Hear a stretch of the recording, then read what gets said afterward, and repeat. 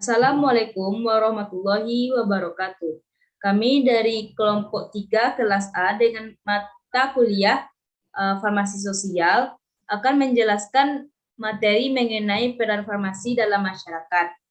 Sebelumnya, perkenalkan saya Fiona Rosa dengan nomor BP 1904042 bersama teman saya yang juga akan menjelaskan materi mengenai peran farmasi dalam masyarakat, yaitu Welis Adian. Selanjutnya, anggota kelompok 3 yaitu Zara Zelvira, Rizke Izaro Despa, Aulia Nadila, Era Wulansari, Welis Adian, saya sendiri Fiona Rosa, Ewit Okti Erlina, Tasya Dafrilia, Dea Rizky Utami, dan Miftahul Jannah. Selanjutnya saya akan menjelaskan mengenai materi yang akan kami paparkan. Yang pertama yaitu definisi. Pelayanan kefarmasian merupakan pelayanan kesehatan yang mempunyai peran penting dalam mewujudkan kesehatan bermutu, di mana apoteker sebagai bagian dari tenaga kesehatan yang mempunyai tugas dan tanggung jawab yang besar dalam mewujudkan pelayanan kefarmasian yang aman, bermutu, dan berkualitas. Berdasarkan peraturan pemerintah nomor 51 tahun 2009 tentang kefarmasian, bahwa pekerjaan kefarmasian adalah perbuatan termasuk pengendalian mutu, sediaan farmasi, pengamanan, pengadaan, dan penyimpanan dan pendistribusian atau penyaluran obat, pengolahan obat, pelayanan obat atas resep dokter, pelayanan informasi obat, serta pengembangan obat, bahan obat, dan obat tradisional. Pada bidang farmasi berada dalam lingkup dunia kesehatan yang berkaitan erat dengan produk pelayanan, produk untuk kesehatan. Dalam sejarahnya, pendidikan tinggi farmasi di Indonesia dibentuk untuk menghasilkan apoteker sebagai penanggung jawab apotek, dan dengan pesatnya perkembangan ilmu kefarmasian, maka apoteker atau dikenal pula dengan sebutan farmasis telah dapat menempati bidang pekerjaan yang semakin luas.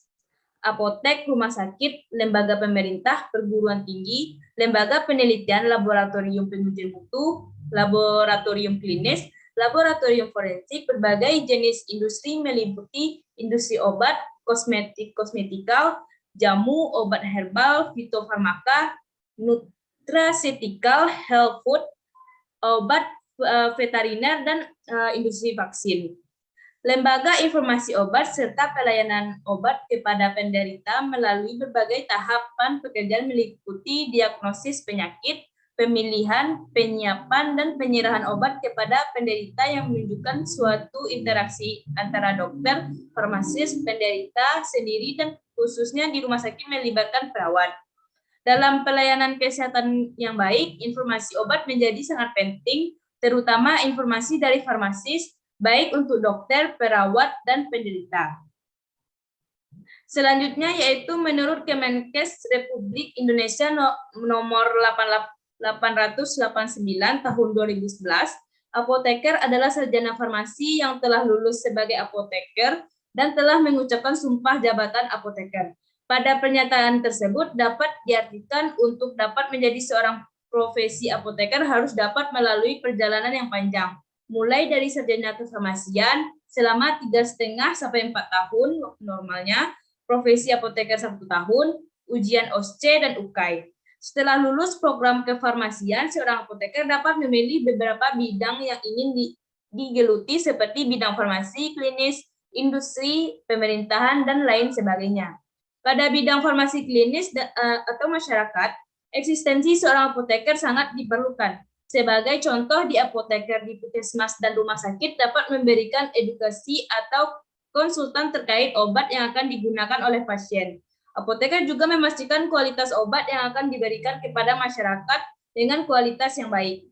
Apoteker juga dapat memberikan saran kepada dokter jika obat yang diresepkan dirasa kurang tepat untuk diberikan kepada pasien.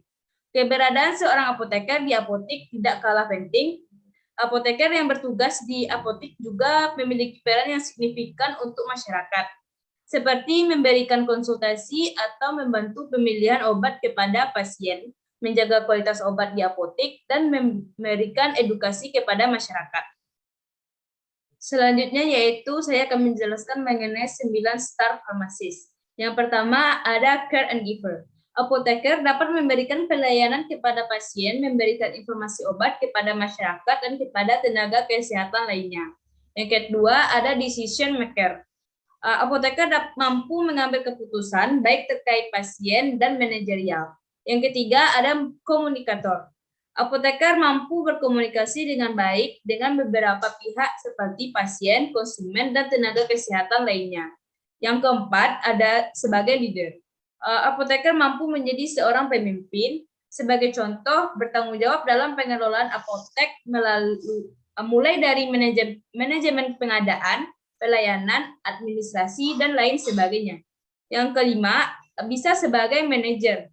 Apoteker mampu mengelola apotek dengan baik dalam hal pelayanan, pengelolaan, tenaga kerja, dan administrasi keuangan. Untuk itu, apoteker harus mempunyai kemampuan manajerial yang baik.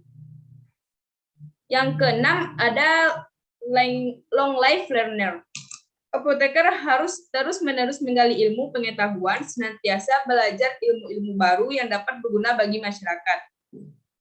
Yang ketujuh, bisa sebagai teacher. Apoteker harus mampu menjadi guru atau pembimbing bagi para stafnya untuk dapat memberikan edukasi kepada masyarakat baik di rumah sakit, puskesmas, maupun di apotek.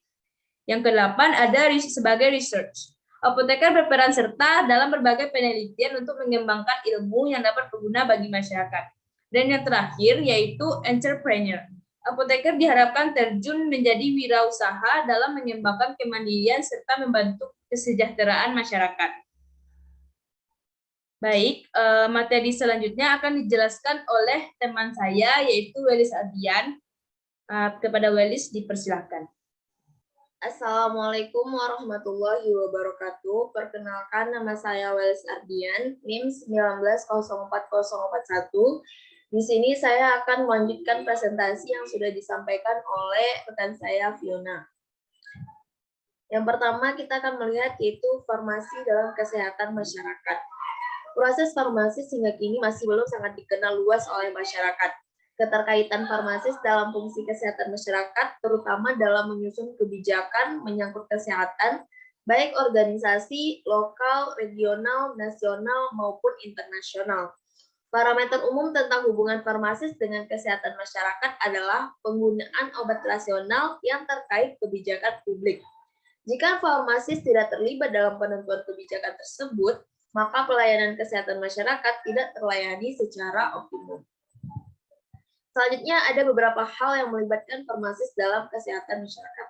Yang pertama yaitu identifikasi health-related public, yang mana secara luas berprinsip pada epidemiologi termasuk pengumpulan data yang diperlukan untuk penentuan penyebab penyakit, efek obat, ataupun penyembuhan penyakit.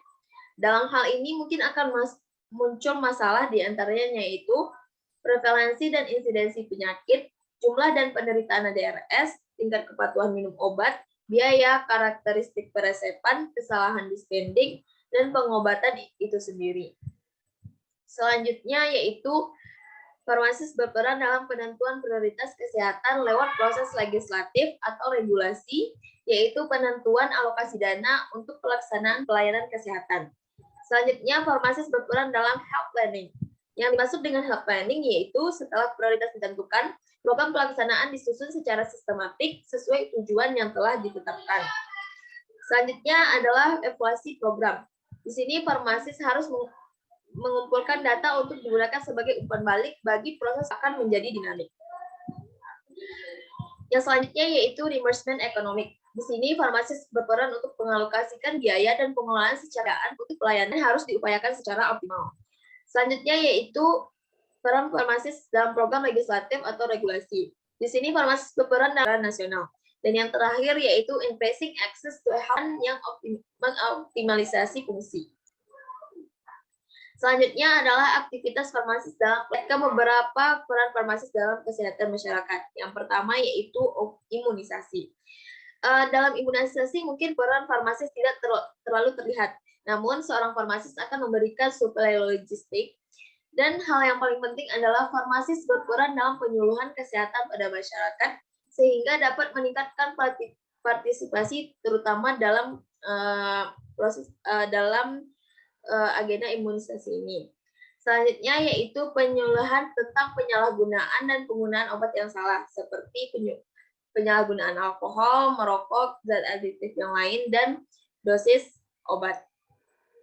Selanjutnya yaitu penyuluhan penularan penyakit seksual seperti AIDS atau HIV. Dan yang keempat yaitu penyuluhan keluarga berencana. Di sini penganalisis harus memberikan penyebaran informasi kesehatan tentang penyuluhan keluarga berencana tersebut. Dan selanjutnya yaitu model adopsi inovasi, yaitu farmasis merupakan figur yang menunjukkan penggunaan obat secara benar. Dan selanjutnya yaitu fluoridation atau keseimbangan. Di sini farmasis berperan dalam memberikan penyuluhan tentang keseimbangan elektrolit air besi, ataupun contoh lainnya penyuluhan tentang kesehatan gigi.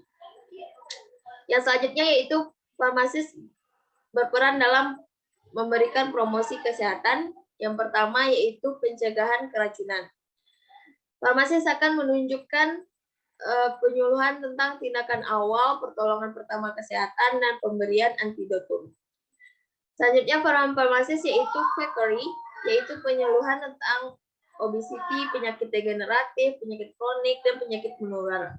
Selanjutnya, farmasis dapat memberikan persiapan penanggulangan bahaya dan keadaan darurat, seperti perencanaan penanggulangan bahaya banjir, gempa, epidemi, pandemi, kecelakaan berat, serta panduan informasi pencegahan, penanggulangan penyakit, P3K korban, persiapan obat pertama, serta pelaksanaannya dalam kelompok terpadu yang dikelola dengan baik.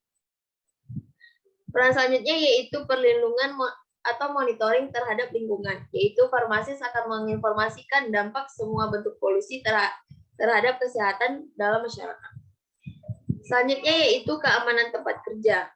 Farmasis akan memberikan penyuluhan penjaminan keselamatan tempat kerja, pengobatan sendiri atau P3K dengan metode pelaporan dan penanggulangan sehingga dapat segera mendapatkan penata laksanaan yang benar, serta mencegah terulang kembali kejadian yang mirip. Adapun peran-peran yang dijalankan oleh farmasis di dalam masyarakat yaitu yang pertama yaitu memberikan pelayanan kefarmasian kepada pasien, dan yang kedua berinteraksi secara langsung atau perawatan pasien. Untuk pelayanan apoteker kepada masyarakat, di mana apoteker harus memberikan perawatan pada pasien dengan cara mengoptimalisasikan terapi obat dan meningkatkan kesehatan serta mencegah penyakit. Dengan melakukan hal-hal kecil seperti penyuluhan tentang kesehatan kepada masyarakat, maka akan meningkatkan kesadaran masyarakat akan pentingnya hidup sehat dengan dibantu oleh para pelayan kesehatan pada masyarakat.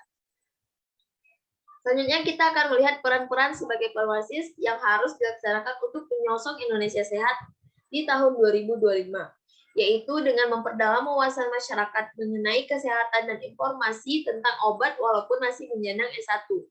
Kita sebagai farmasis harus tetap memberikan informasi kepada masyarakat karena seorang farmasi adalah communicator yang memiliki keterampilan berkomunikasi yang baik, sehingga pelayanan kefarmasian dan interaksi antar tenaga kesehatan berjalan dengan baik. Sasarannya yaitu agar masyarakat lebih sadar akan perilaku hidup sehat dan lingkungan yang sehat, serta mendorong kemandirian masyarakat untuk hidup sehat. Peran selanjutnya yaitu memberikan pelayanan kesehatan yang bermutu dan dapat terjangkau untuk semua kalangan masyarakat, yaitu dengan cara mengatasi peredaran obat bebas di pasaran. Karena dengan beredarnya obat bebas ini, maka masyarakat akan mengkonsumsi obat secara bebas tanpa resep dari dokter. Sehingga jika tak ada resep, pasti akan menimbulkan efek samping yang besar bagi pasien. Baiklah, cukup sekian presentasi yang dapat saya sampaikan. Apabila ada kekurangan dan kesalahan, saya mohon maaf. Wabillahi taufiq wal hidayah. Wassalamualaikum warahmatullahi wabarakatuh.